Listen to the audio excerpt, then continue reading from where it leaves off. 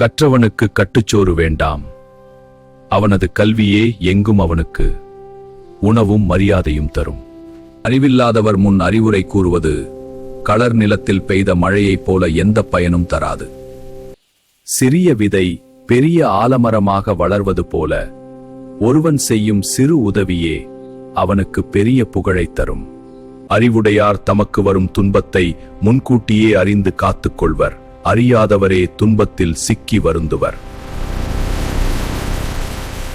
குலப்பெருமையை விட ஒழுக்கமே சிறந்தது.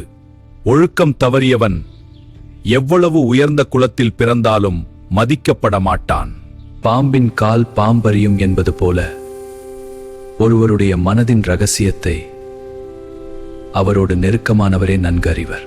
1000 உறவுகள் இருந்தாலும் இக்கட்டான நேரத்தில் உதவும் ஒருவனே உண்மையான உறவினனாக கருதப்படுவான். தகுதியற்றவர்களுக்கு தரும் உயரிய பதவி குரங்கின் கையில் கிடைத்த பூமாலை போல சிதைந்து போகும். தீயவர்களுடன் சேரும் நல்லவனும் தீயவனாகவே கருதப்படுவான். கரியுடன் சேர்ந்தால் வெள்ளை துணியும் கருப்பாகும். மன தூய்மை இல்லாதவர் செய்யும் தானம் ஓட்டை பாத்திரத்தில் ஊற்றிய பால் போல வீணாகிவிடும். பிறர் செய்த சிறு உதவியையும் மறக்காமல் போற்றுவதே ஒருவனை உயர்ந்த மனிதனாக அடையாளப்படுத்தும். ஆழம் தெரியாமல் காலை விடாதே என்பது போல ஒரு செயலின் விளைவை அறியாமல் அதில் இறங்கக்கூடாது.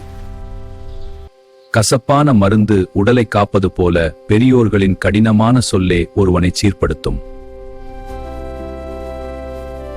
நிழலின் அருமை வெயிலில் தெரியும். அதுபோல செல்வத்தின் அருமை அது இல்லாத வறுமை காலத்தில் மட்டுமே தெரியும். ஒருவன் பேசும் பேச்சை வைத்தே அவனது அறிவையும் பண்பையும் உலகம் எடை போட்டுவிடும். புலி பசித்தாலும் புல்லை தின்னாது. அதுபோல மேன்மக்கள் வறுமை வந்தாலும் தம் கொள்கையிலிருந்து மாறமாட்டார்கள். தன் தவறை உணர்ந்து திருந்துபவனே அறிஞன்.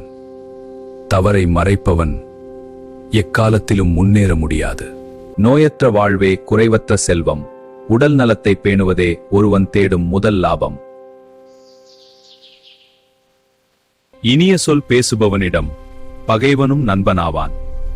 கசப்பான சொல் நண்பனையும் பகைவனாக்கும்.